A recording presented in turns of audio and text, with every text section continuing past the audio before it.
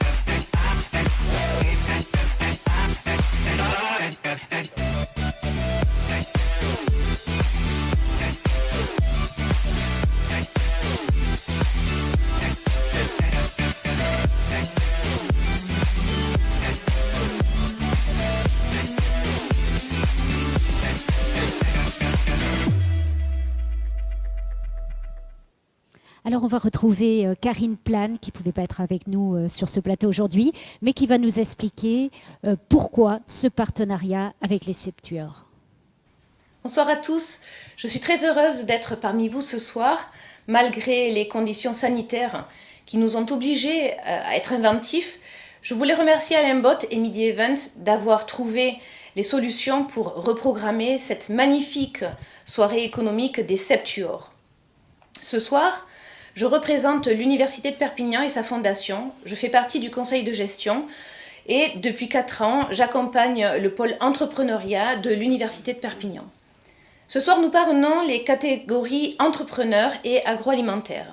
Certains internautes sont peut-être surpris d'entendre parler d'entreprise ou d'entrepreneuriat au sein de l'université. Eh bien, l'entrepreneuriat est aujourd'hui un axe stratégique. Les étudiants, les laboratoires sont demandeurs, mais nous accueillons également au sein de notre incubateur des porteurs de projets extérieurs à l'université. C'est pour cela que nous avons ouvert UPVD Incube en 2018 avec un programme d'accompagnement, de formation, de coaching riche pour arriver à lancer son entreprise innovante. Alors, on vient de le voir, Karine l'a expliqué, Karine Plane. C'est un partenariat fort entre l'université et l'Indépendant. Comment est-ce que vous l'expliquez, Alain ? Très simplement, l'Indépendant est une PME, actrice dans son territoire, dans ce monde économique des Pyrénées-Orientales. L'UPVD est un acteur économique également, avec des relations très très fortes. On parlait d'incubateur. L'incubateur, c'est 18 emplois. Ce sont des projets, il y en a 17 en ce moment. Ils créent des dynamiques. Ils vont participer au plan de relance. Alors, je vous propose qu'on découvre les lauréats, les nommés d'abord, et ensuite le lauréat de cette première catégorie. Première catégorie.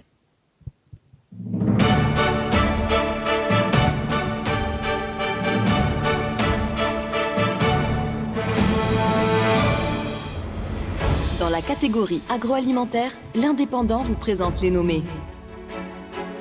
Coopérative Plaine du Roussillon. À Le Soleil, coopérative dynamique aux fournisseurs locaux. Maison Parée à Perpignan, Loupia, Fourques et Argelès-sur-Mer. Boucherie depuis 1929. Donne depuis 3 générations ses lettres de noblesse à la charcuterie catalane. Domaine Grillé à Saint-Paul-de-Fenouillet, leader des vins effervescents incarnant le mariage réussi entre ancien et nouveau monde.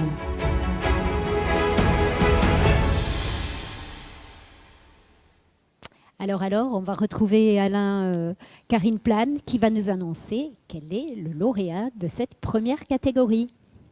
Sans plus tarder, j'ai le plaisir et l'honneur de désigner le lauréat 2020 dans la catégorie le domaine grillé.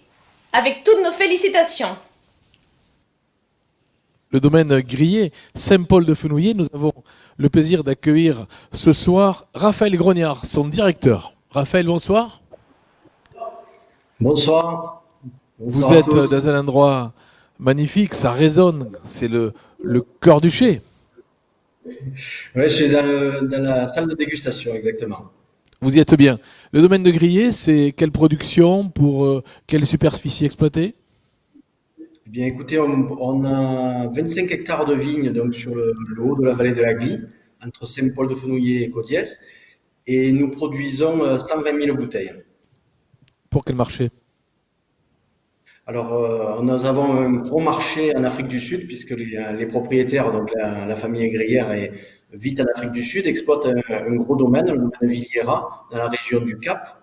Et l'Afrique du Sud représente notre plus gros marché à l'export. Alors, on a vu que la consommation en ce moment, en circuit court, du vin est quelque part un petit levier de bonne humeur dans beaucoup de foyers. Comment vous vivez cette période un peu compliquée? Écoutez, c'est vrai que c'est compliqué. On a une grosse clientèle de restauration, donc on est très affecté par ça. Heureusement, nous avons un très bon réseau local sur le département des Pyrénées-Orientales, notamment avec un très bon agent qui nous distribue très bien et qui nous arrivons à tirer notre épingle du jeu grâce notamment aux cavistes qui arrivent à vendre du vin à cette période et qui sont une bouffée d'oxygène pour nous dans cette période compliquée. Un bon soutien, en effet. Alors, je vous propose, messieurs, que nous nous projetions maintenant vers la deuxième catégorie, c'est celle des entrepreneurs. Alors,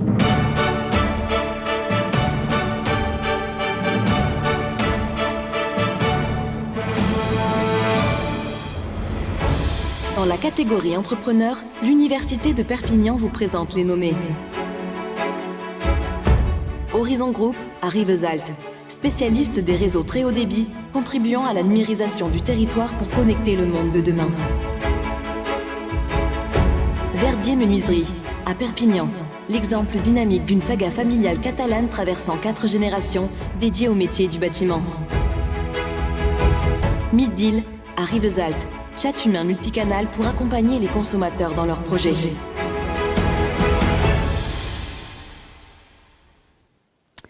Alors Alain, avant de regarder qui est le lauréat de cette catégorie, peut-être une question. Est-ce que quand on est directeur de l'indépendant, on a l'âme entrepreneuriale? Non seulement nous l'avons, mais il faut l'avoir.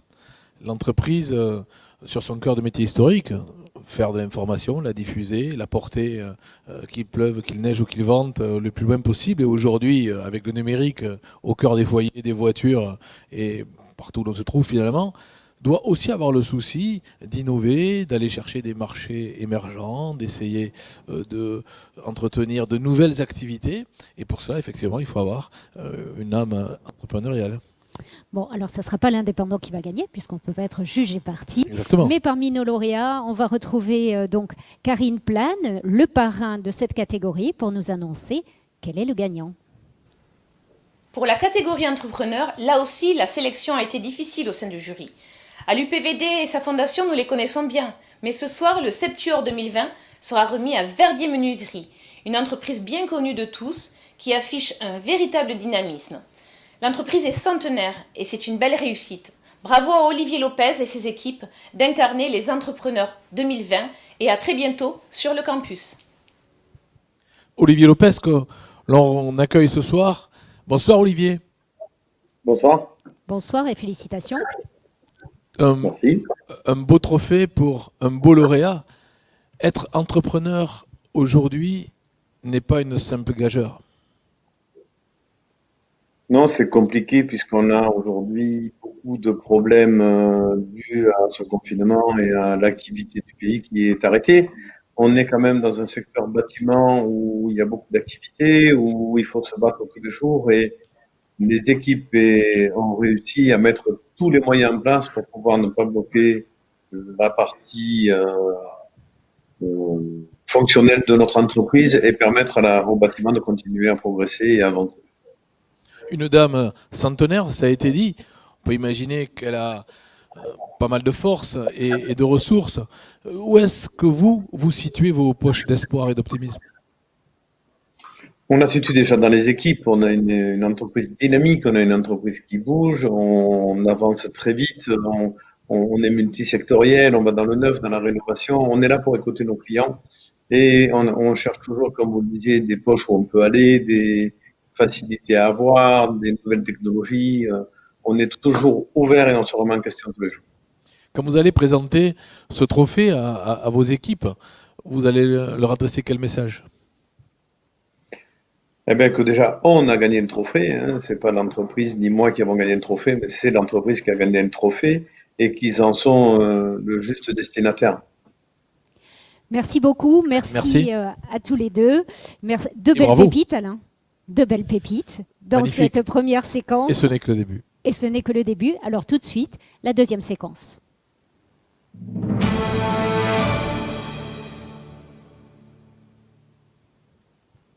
Alors dans cette deuxième séquence, deux nouvelles catégories, l'innovation et l'industrie. Alain, vous êtes dans une entreprise qui est une vieille dame, 175 ans, je crois, en janvier Le 1er prochain. janvier. Ah ouais, voilà, le 1er janvier. Quand on a une entreprise comme ça, qui est une grande dame, pour pas dire une vieille dame, l'innovation, on l'intègre comment? Une vieille dame qui a la pêche, parce que l'innovation, c'est au cœur de nos activités. Nous venons, nous, d'un métier historique qui est la presse écrite, qui aujourd'hui est multimédia. Nous sommes sur tous les supports, notamment numériques, les réseaux sociaux, et nous poussons les curseurs de l'innovation. Nous sommes sur les podcasts, nous serons bientôt sur une web radio.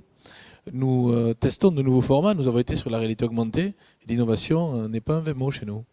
Alors je vous propose, Alain, qu'on se tourne tout de suite vers le parrain de cette deuxième séquence. On va découvrir en images d'abord Veolia Eau.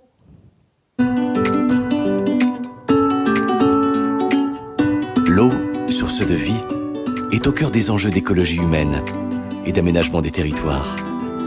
Alors que le changement climatique commence à produire ses effets, que les exigences sanitaires s'accroissent, que des difficultés sociales persistent, que le développement économique est une priorité des territoires, les services d'eau et d'assainissement ont un rôle majeur à jouer.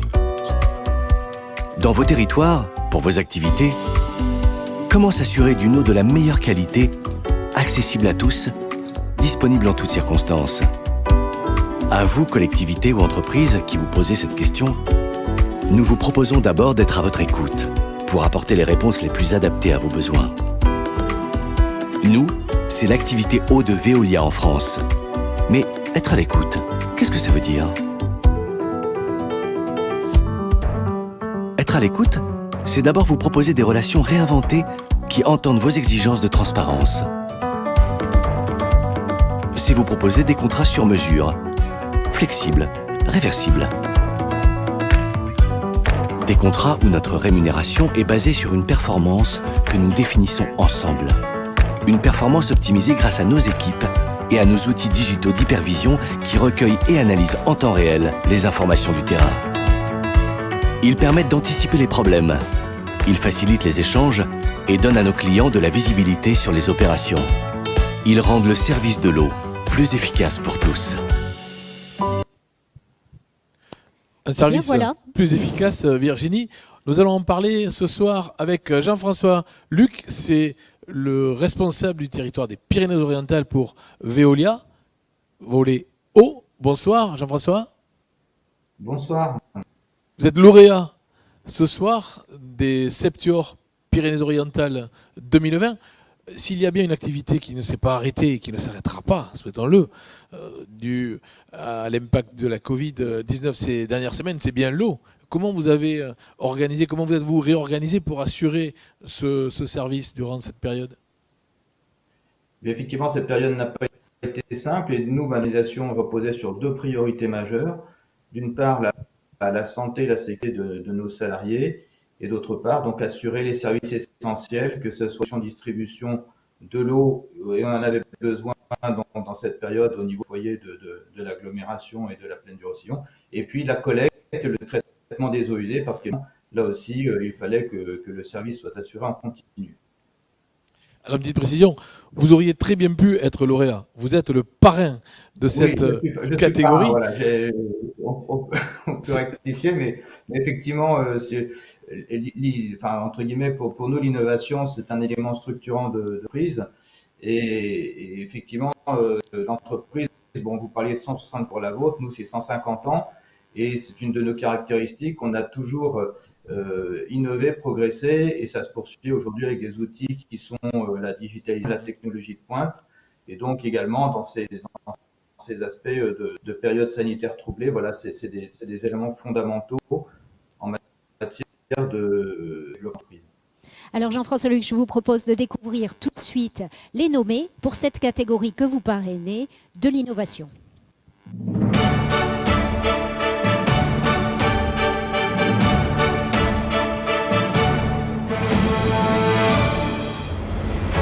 Dans la catégorie Innovation, Veolia vous présente les nommés. Aérofutur à Perpignan, centre de formation aéronautique qui se réinvente en incluant de l'e-learning à sa méthode d'enseignement. Paradev à Perpignan, éleveur de parasites pour aider dans le diagnostic des maladies négligées. Alaxion à Le Soleil, solution digitale sur mesure pour optimiser l'organisation des structures de santé. 3 beaux nommés. Il vous revient, Jean-François Luc, de lever le doute sur le lauréat. Eh bien, le lauréat pour cette prix est la société Paradev. La société Paradev à Perpignan, dont nous accueillons ce soir son directeur technique, Julien Portella. Bonsoir, Julien. Bonsoir.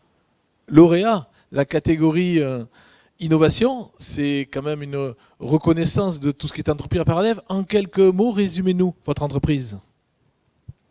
Alors, nous, on est loin d'être une vieille dame, puisqu'on n'a que 3 ans d'existence. Nous sommes 3 cofondateurs, tous les 3 docteurs en biologie de l'Université de Perpignan.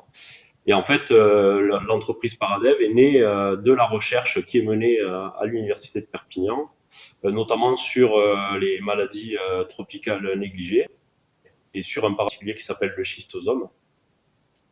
Alors en fait, né d'un besoin de diagnostiquer ces maladies qui, avec les changements globaux, arrivent un peu dans nos pays, et notamment le schistosome qui arrive. Vous êtes dans la recherche. En vous travaillez sur, bien sûr, cette recherche appliquée est fondamentale. Comment vous vivez, vous, cette période où on parle beaucoup de vaccins, de temporalité par rapport à ces recherches-là? Oui, en fait, nous, on s'était déjà plus ou moins lancé dans l'idée d'améliorer les diagnostics sur ces maladies-là qui sont négligées à l'heure actuelle. Et finalement, ça nous a conforté dans l'idée que c'était bel et bien vers là qu'il fallait aller. Alors nous, on est loin de travailler sur la Covid, mais dans nos petits domaines respectifs, on suit un peu les évolutions et on essaye d'être à la pointe pour améliorer tout ça. Un projet immédiat, à court terme? Oui, du coup, on s'est lancé dans un diagnostic pour ce fameux parasite, le schistosome. Donc l'idée, c'est de remplacer les diagnostics à l'heure actuelle, ou en tout cas de les, pas forcément de les remplacer, mais en tout cas de les aider, avec des méthodes beaucoup plus modernes et qui vont être surtout beaucoup plus rapides en termes de diagnostic. Merci beaucoup, Julien bien. Portella, et encore toutes nos félicitations. Alors, on arrive à la 4e catégorie, la catégorie industrie.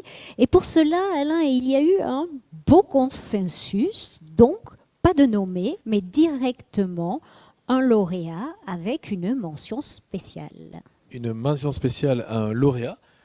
On dévoile le nom tout de suite? Ah bah oui. Allez, puisque de toute façon, c'était, comme vous l'avez dit, un consensus. Et ce consensus, il s'est porté, Virginie, sur Fluida France à Perpignan. Alors, on regarde en image.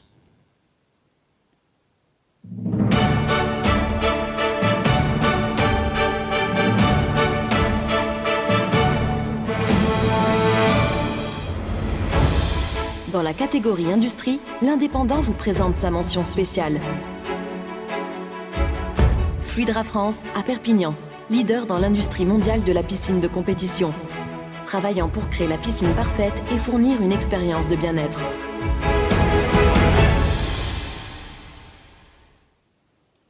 Félicitations Stéphane Figueroa pour ce prix, mention spéciale. Vous êtes, on l'a dit, une grande entreprise du milieu de la piscine, une entreprise qui fait partie d'un géant international, mais qui est partie d'un Catalan, justement, qui était Éloi Planès. Bonjour à tous. Tout d'abord, je tiens à vous remercier. Je suis très satisfait, très ému de recevoir ce prix et d'être pratiquement le seul lauréat. Donc, merci. Je remercie aussi le parrain avec qui on est quand même dans le secteur de l'eau. Donc, on est relativement proche. C'est très bien. Merci à l'Indépendant pour ce prix. Donc, effectivement, le groupe a été créé en 1974 et en 1969, Monsieur Planès a démarré le groupe en France. Il faut savoir que le marché français est le premier marché de la piscine en Europe, avec plus de 60 000 piscines par an et plus de 2 millions de piscines en France sur le parc existant. Et le groupe Fluidra fait 160 millions d'euros de chiffre d'affaires en France. On fait une très bonne année cette année et le siège social est à Perpignan avec 2 unités de fabrication. Justement, je suis très fier. C'était ma question, vous la devancez. Qu'est-ce qu'elles font ces 2 usines à Perpignan? 2 unités de fabrication, c'est les 2 seules et j'espère qu'il y en aura d'autres qui vont bientôt nous rejoindre. On fabrique des couvertures automatiques de sécurité et on fabrique des liners, ce sont des poches pour contenir l'eau des bassins. Sans ces 2 produits, on ne peut pas avoir piscine. Donc, c'est 2 produits spécifiques pour le marché français et le marché européen. Tout est fabriqué à Perpignan. Alors, juste une dernière question, parce qu'on se tourne vers l'avenir. Vous avez aussi développé votre présence en Belgique, en partant de Perpignan. C'est ça. Le groupe France gère la Belgique. C'était une opportunité que nous n'étions pas présents et nous avons démarré la Belgique il y a une dizaine d'années. Et là, on vient de racheter un de nos plus gros concurrents et on fait plus de 20 millions d'euros en Belgique et tout est géré du siège à Perpignan. Encore félicitations, je crois, à nos 2 vainqueurs, 2 très beaux vainqueurs. Et industrie. Et je vous propose d'enchaîner avec la 3e séquence.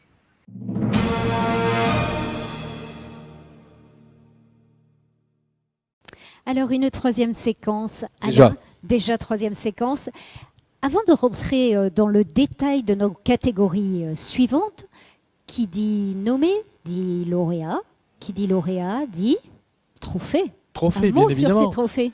Trophée des Septuors, que voici. Pour chaque lauréat de ces Septuors 2020 dans les Pyrénées-Orientales, un trophée qui est réalisé par un de nos partenaires, Marc Aurel, une entreprise locale de Saint-Jean-de-Védas. Ah ben voilà, on reste en région pour ce trophée des Septuors. Alors je vous propose que nous abordions d'abord la catégorie numéro 5, c'est la catégorie du développement durable. Et pour cette catégorie, nous avons un parrain de choix, c'est la société Chem, premier producteur d'hydroélectricité des Pyrénées-Orientales. On fait connaissance avec elle.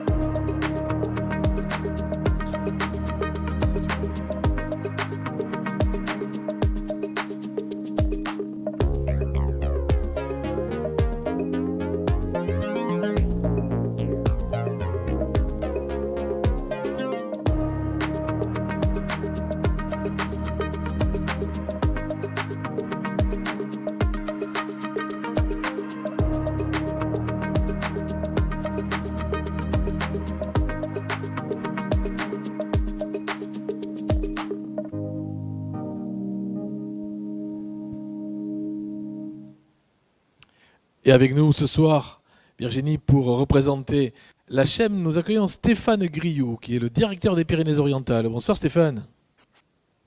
Bonsoir tous les deux.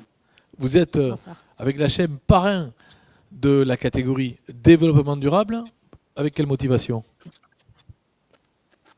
Écoutez, en tant que premier producteur d'hydroélectricité des Pyrénées-Orientales, la CHEM a souhaité parrainer ce prix du développement durable parce qu'en définitive, elle a fait de ces trois piliers du développement durable que sont l'économie, l'écologie et le social, son ADN depuis maintenant plus de 100 ans, si on en revient à l'origine du barrage des Bouilleuses. Donc, il s'agit d'une production d'énergie renouvelable à 100% et produite localement. Mais on ne parle pas que de production d'énergie. Comme on l'a vu dans le film, on parle aussi d'irrigation, puisque les 17 millions de mètres cubes peuvent être principalement dédiés au soutien de l'agriculture en cas de sécheresse importante. On parle aussi d'alimentation en eau brute, qui, une fois traitée, deviendra de l'eau potable pour certaines communes du plateau Cerdan. On parle aussi, enfin, d'alimentation en eau pour la neige de culture, pour les stations de ski de Fontainebleau. Alors justement, oui, nous avons vu canon à neige. Nous sommes dans un contexte très particulier, on le sait, on l'a souvent répété depuis le début de cette émission. Nous savons ce qu'il en est de l'actualité des stations de ski. Comment, du côté de la CHEM, vous avez vécu cette période? Comment vous êtes adapté et comment vous comptez vous adapter encore, notamment par rapport à la production de vos canons à neige? Alors, juste une petite précision, ce ne sont pas nos canons à neige. Oui, bien, mais en fait, ce qu'il y a dedans, ça reste de l'eau. Oui, tout à fait. Tout à fait. Alors, je pense que vous faites référence notamment à l'adaptation à cette période de crise sanitaire. Il y a rien de simple en fait. On a rencontré des difficultés, bien évidemment, comme beaucoup de personnes. Maintenant, ce qu'il faut comprendre, c'est que la CHEM aussi possède une culture très forte en termes de sécurité, et on s'entraîne régulièrement à beaucoup de cas de figure, à beaucoup de gestion de crise. Donc, on a pu réagir rapidement en instaurant une méthodologie, en respectant bien évidemment les recommandations gouvernementales, mais comme je viens de le dire, en instaurant une méthodologie permettant d'allier à la fois la prise en compte de la Covid-19, mais aussi la gestion de nos installations. Alors, je ne vais pas dire qu'on avait un peu d'entraînement, mais je rappellerai juste un événement majeur que nous avons subi aussi. C'est l'effondrement de la 116 dernièrement. Un nouvel effondrement de la 116. Et j'espère le dernier. Et en définitive, ça nous a permis de procéder à un exercice en grandeur nature d'une gestion des installations dans une situation compliquée, dégradée, sur l'accès notamment à nos installations. Donc nous nous sommes adaptés à la situation sanitaire. Nous nous sommes aussi adaptés au changement d'alimentation en énergie, puisque nous avons l'habitude de secourir le réseau électrique lors des heures de pointe, notamment, des périodes de pointe. Et en fait, il y a eu un gros changement à ce niveau-là, puisque les Français se sont mis à consommer, non plus en soirée, mais plutôt en week-end. Avec de fortes consommations, effectivement. Exactement. Alors, messieurs, je vous propose tout de suite de nous tourner vers nos nommés, parce qu'on est dans la catégorie développement durable et nous avons 3 nommés.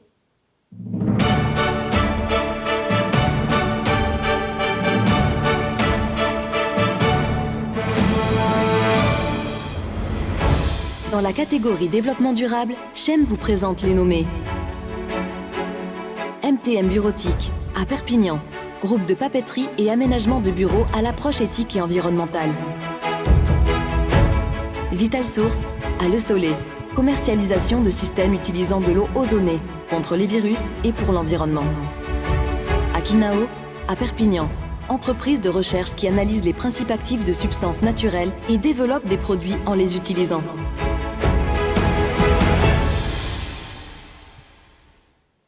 Stéphane Grioux, vous êtes le parrain. Il vous revient de délivrer le nom du lauréat de la catégorie développement durable. Très bien, merci. Écoutez, l'HM est fier de remettre ce prix du développement durable à la société Vital Source France. Vital Source France de Soleil. Merci beaucoup. Et nous sommes justement avec Arlette Ludovic de Lys. Bonsoir Bonjour. et félicitations. Merci, merci, merci. Alors, on va présenter un petit peu ce que vous faites avant d'en venir à une actualité qui nous ramène à vous, bien sûr. Racontez-nous un peu le début de votre société. Vous êtes cofondatrice avec François Vercelli et vous vous êtes intéressé très tôt à l'hydrogène moléculaire et à l'ozone. Oui, tout à fait. En fait, nous avons créé Vital Source France en avril 2018 à la suite d'une très longue expatriation en Chine d'une dizaine d'années. Et donc, nous avons été confrontés à des problématiques d'hygiène, de potabilité de l'eau, de qualité d'aliments. Donc, on a découvert sur place des systèmes qui permettaient de filtrer l'eau du robinet, l'eau en bouteille aussi, qui n'avait pas toujours une qualité, la qualité en tout cas dont on connaissait en Europe. Donc, au retour de cette expatriation, nous sommes donc rentrés en 2015 et nous avons élaboré, fabriqué, mis en place des systèmes qui, d'un côté, on a un système qui va filtrer l'eau via l'osmose inverse et qui va apporter de l'hydrogène moléculaire dans l'eau. Ça, c'est de l'eau de boisson uniquement. Et l'hydrogène est connu pour ses vertus pas thérapeutiques, entre guillemets, puisque c'est un puissant antioxydant. Donc, en fait, les systèmes de Vital Source France délivrent une eau antioxydante. Et de l'autre côté, bien avant le Covid, mais je dirais à peu près 1 an avant la crise du Covid, on s'est orienté sur un développement avec le gaz d'ozone. D'ozone, oui. Donc, on a mis en place aussi un système qui permet de délivrer de l'ozone dans l'eau. Et cette eau devient donc désinfectante. Donc, on s'en sert pour la désinfection de toutes les surfaces possibles, les sols, les poignées de porte, et donc les vêtements aussi, puisque c'est un système qui s'adapte sur une machine à laver le linge. Donc je suppose que bien sûr, cette crise du Covid, cette crise sanitaire mondiale a jeté un éclairage particulier sur vos activités. Complètement. Donc on n'avait pas commencé à lancer en fait l'ozone, on a plutôt commencé par l'hydrogène. Et en fait, quand la crise du Covid est arrivée au mois de mars, on était prêts. Donc on s'est dit allez, c'est maintenant qu'il faut se lancer, et on a gentiment été présenté à la pépinière d'entreprise que je remercie infiniment de Roussillon, Sud-Roussillon, donc sur Saint-Cyprien, qui nous a présenté un comité, et les produits ont été appréciés, l'entreprise a été plébiscitée, et donc voilà, on en est là aujourd'hui et on est super content de gagner ce lauréat parce que pour nous, c'est 4 ans et demi de travail acharné, et voilà, avant d'arriver à un début de la première marche de l'escalier, je dirais. Félicitations à tous les deux, puisque vous êtes donc des cofondateurs pour ce prix du développement durable. Alors, je vous propose maintenant, cher Alain, de passer à la 6e catégorie. Nous allons parler commerce, artisanat et territoire. Alors bon, on sait que dans cette période particulièrement tendue, avec 2 confinements en mars, celui depuis le mois de septembre-octobre, la situation actuelle de ce secteur de l'artisanat et du commerce a été particulièrement difficile. Oui, et elle le sera peut-être encore un petit peu de temps. Ça a été dit. Adaptation et maintenant anticipation. Il faut sauver nos commerces qui irriguent nos territoires. Il faut consommer local. La consommation locale, ce sont les emplois de nos territoires. Et il faut vraiment que tout le monde joue ce jeu. Et nous allons, nous en tant que médias, le jouer pleinement. Alors pour parrainer cette catégorie commerce, artisanat et territoire, le Conseil départemental des Pyrénées-Orientales.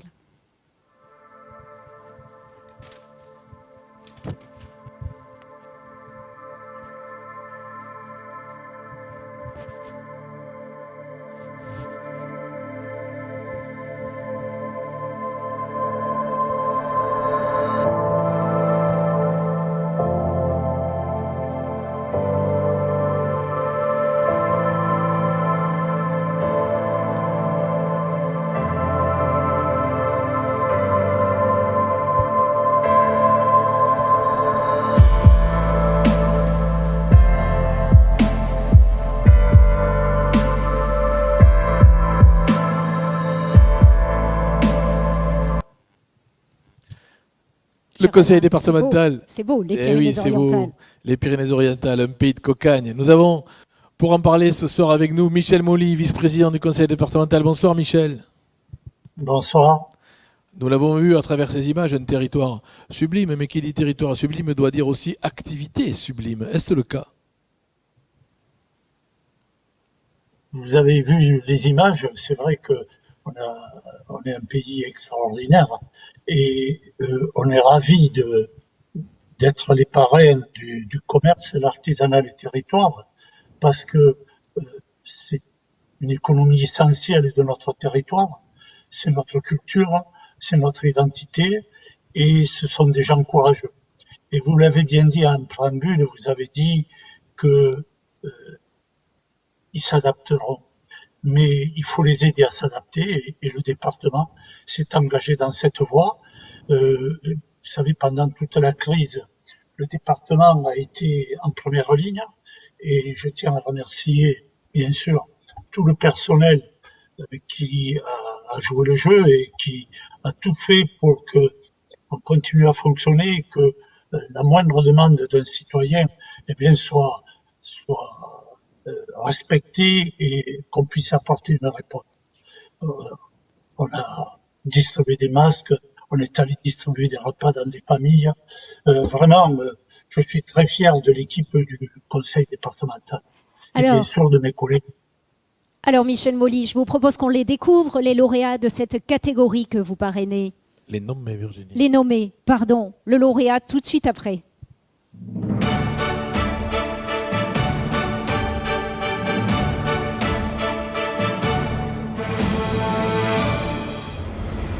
Dans la catégorie commerce, artisanat et territoire, le comité départemental des Pyrénées-Orientales vous présente les nommés.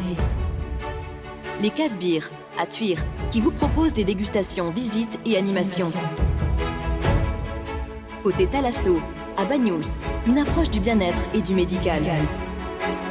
Le Mascabani, à Mavreias Las Lilas, qui propose des hébergements insolites.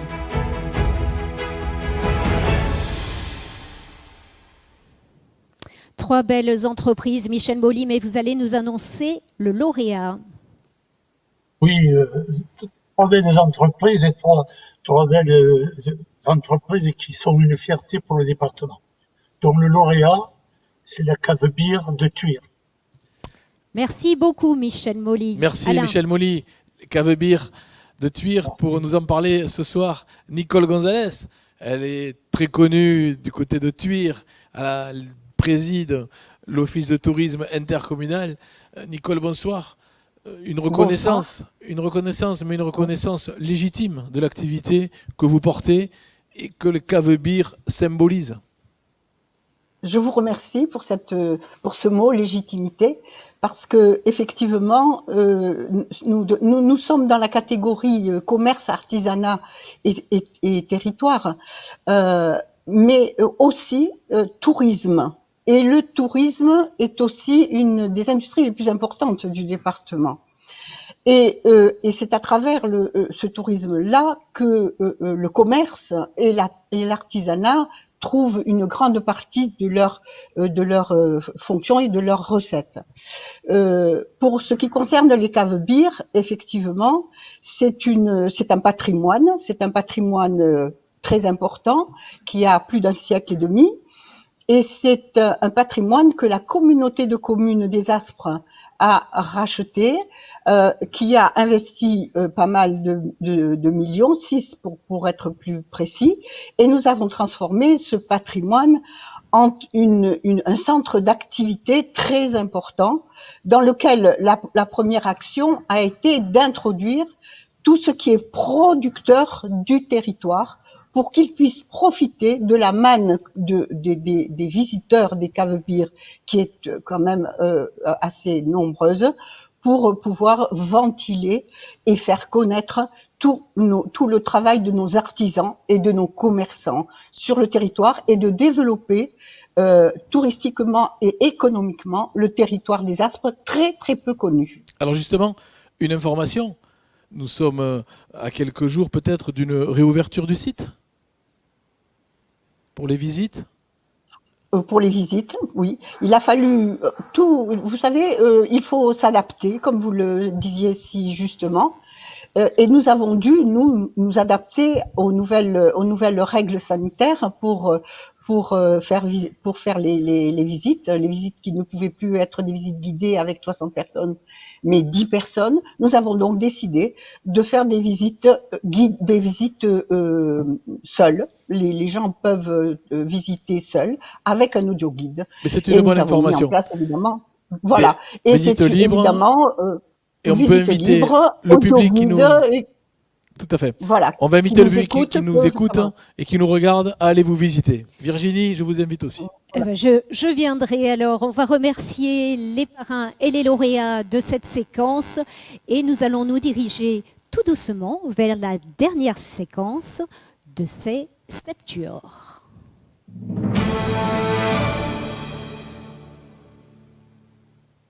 Et c'est parti pour cette 4e et dernière séquence avec le prix spécial du Club de l'Écho. Alors Alain, justement, vous êtes patron d'un journal et vous avez un Club de l'Écho. Ça répond à quel objectif ? Avant d'évoquer le Club de l'économie de l'indépendant, nous aurons une pensée hommage envers Walter Soubiran, qui était un de nos membres, qui était le directeur de l'UPE 66, qui nous a quittés accidentellement dernièrement. Un Club de l'Écho, oui, effectivement, il réunit des partenaires du journal, des partenaires qui sont souvent des annonceurs chez nous et qui partagent une philosophie.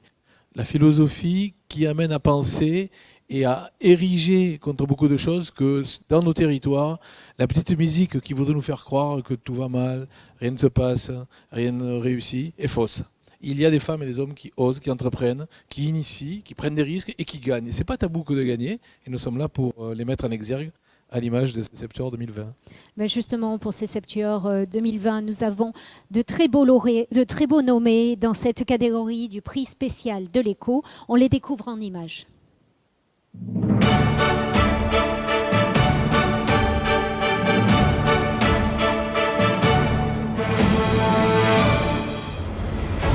Dans la catégorie prix spécial Club de l'Écho, les nommés sont Kérosène à Saint-Estève, spécialiste en production, prestation de services, location et vente de matériel destiné au spectacle. ProSaveur à Perpignan, le professionnel de la vaisselle éco-responsable. ETAC à Perpignan, créateur de plateformes SVOD et Replay.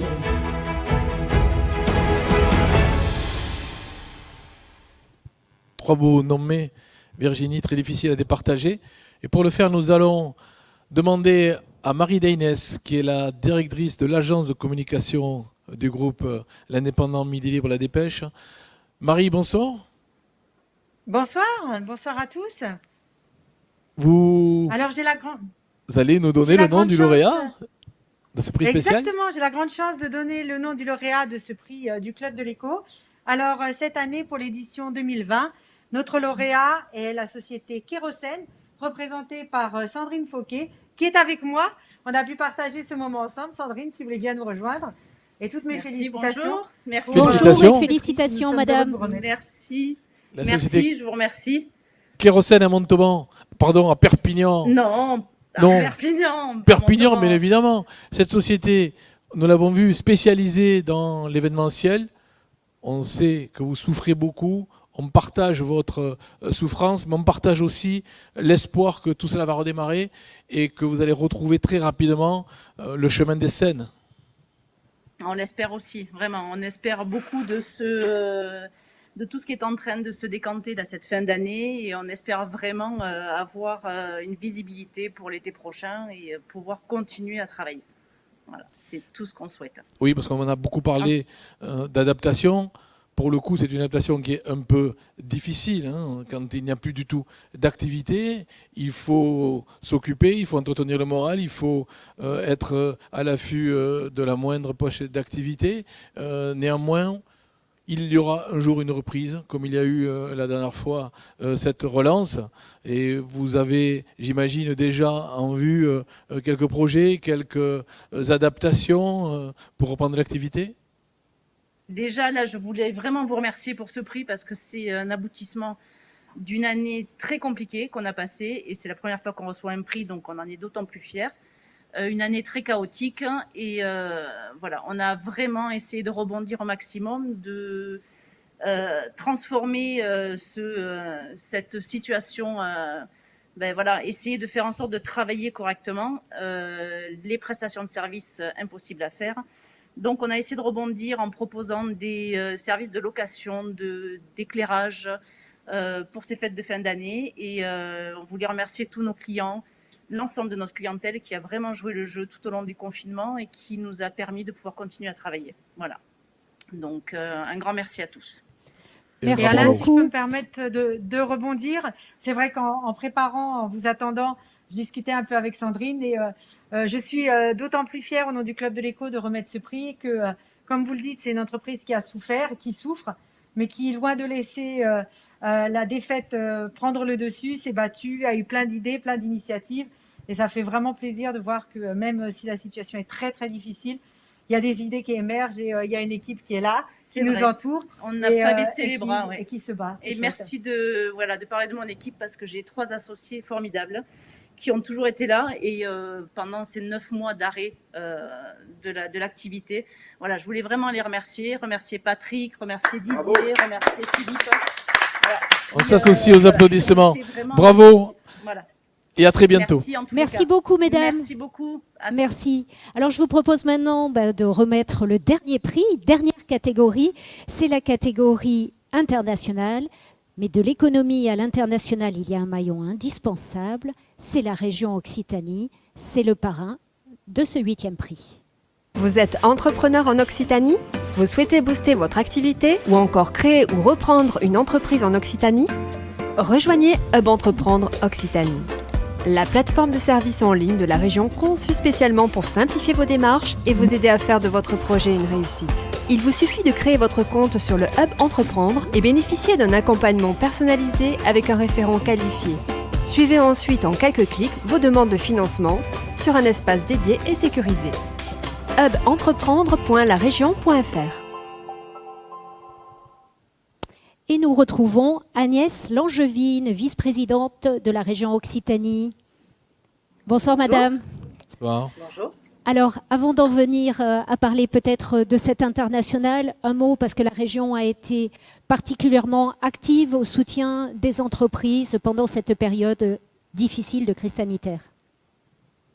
Effectivement, la présidente de la région, Carole Delga, et sa majorité a pris des mesures exceptionnelles, un plan d'urgence qui a mobilisé 370 millions d'euros pour venir aider à la trésorerie, à l'investissement et préparer aussi la reprise d'activité. Ça a représenté 48 000 entreprises en Occitanie et aujourd'hui, nous avons adopté le Green New Deal, c'est-à-dire un plan de relance qui sera dans son ADN un plan de transformation pour répondre notamment à la transformation écologique de nos activités, de nos territoires et qui va accompagner les salariés, les compétences et les acteurs économiques à ces mutations avec un enjeu, vous le savez, de localisation, relocalisation de nos activités ici en Occitanie. Alors, vous parrainez un prix qui est le prix de l'international pour ces septuors. Et là aussi, il y a une raison très précise parce que la région a une réelle action pour la visibilité à l'international de la région Occitanie et de ses entreprises.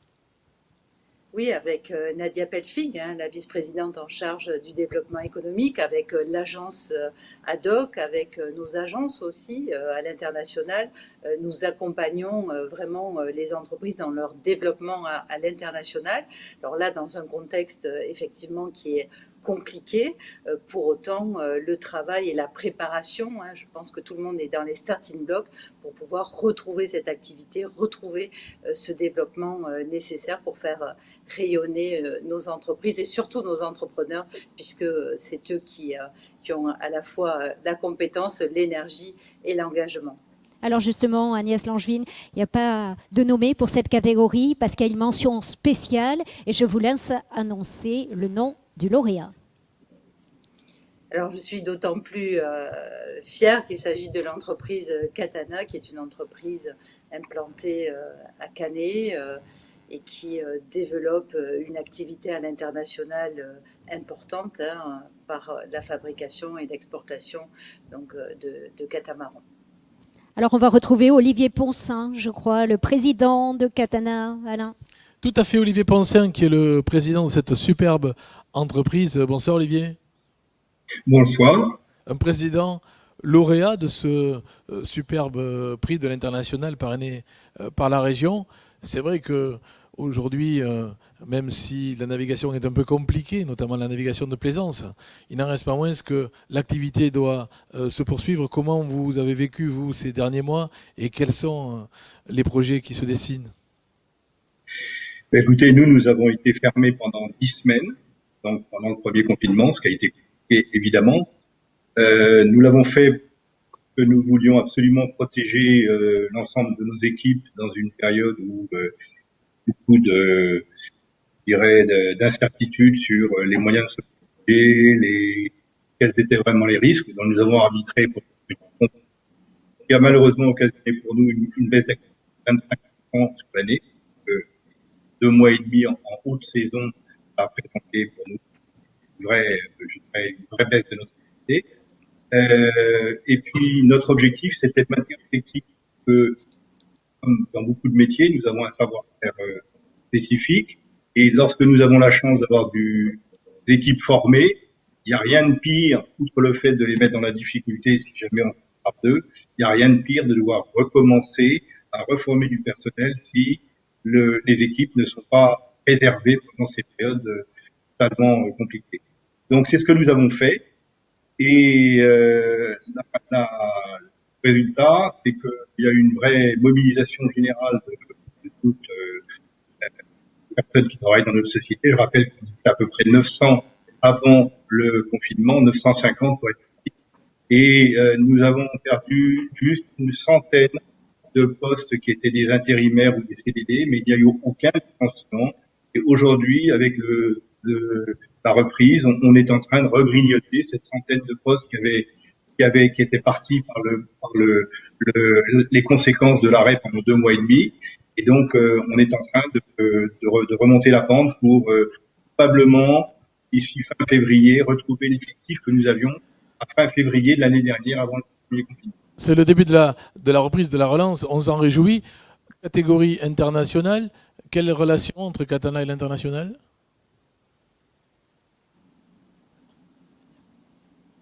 Olivier Poncin, on a perdu Olivier Poncin, non? Vous m'avez perdu. Non, bon, on vous écoute. Oui, à l'international, oui. Ça pèse quoi, Catana?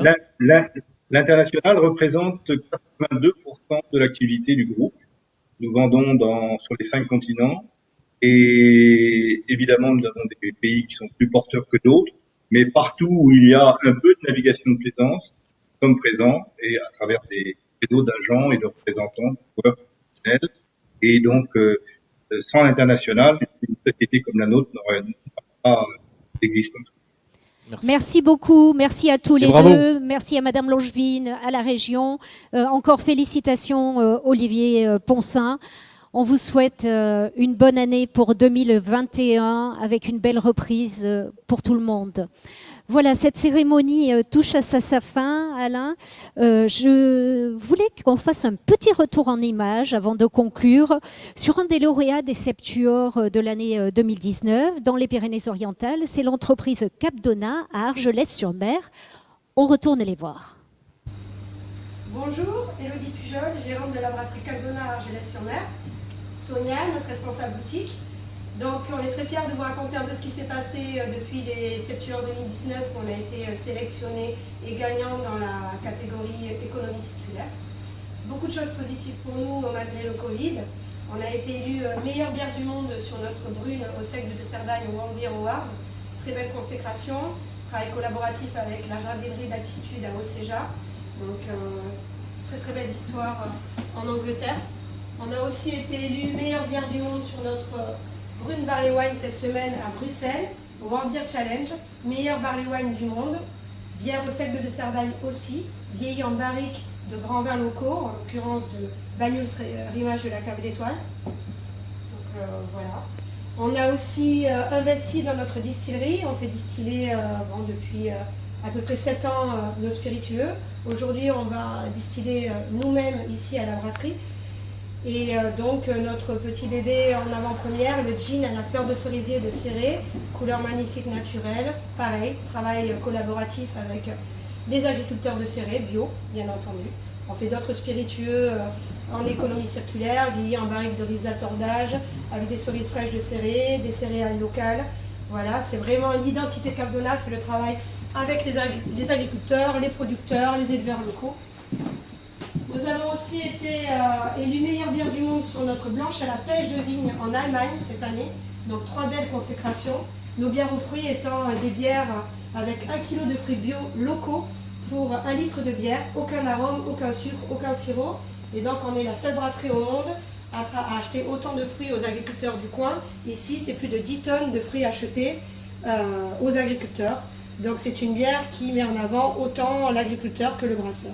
Voilà, donc depuis les Septuors 2019, beaucoup de belles choses en économie circulaire et un grand merci pour nous avoir fait confiance. Eh ben voilà, c'est Très très très belle entreprise avec de très très très bons produits. Ça fait du bien. On va se rapprocher de la fin de cette émission, Alain. Et oui, déjà, le temps passerait très vite. Nous allons donner le mot de la fin à une dame. Il s'agit de la directrice générale du groupe Midi Libre, Claire Charbonnel.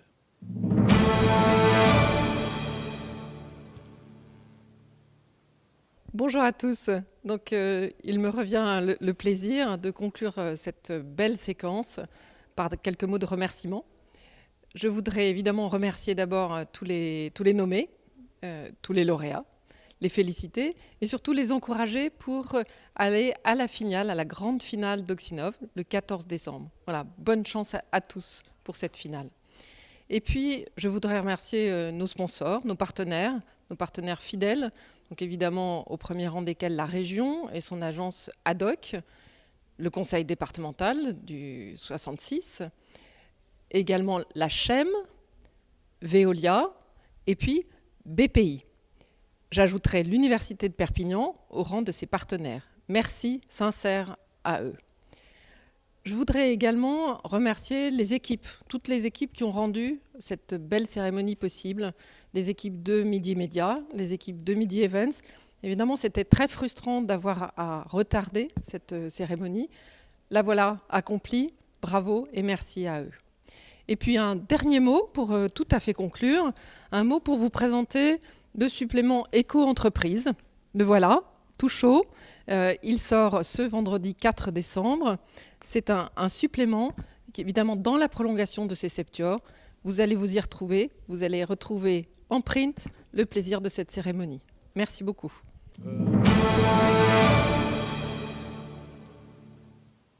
Ainsi s'achèvent les Septuors 2020 dans les Pyrénées-Orientales. Merci à toutes et tous, merci à tous nos partenaires, bravo aux nommés et aux lauréats. Merci Virginie de nous avoir accompagnés. Merci beaucoup Alain et encore félicitations à tous et meilleurs vœux pour ces fêtes de 20 années. Et puis on se retrouve très vite, comme l'a rappelé Claire Charbonnel. Le 14 décembre pour les finales Oxinov.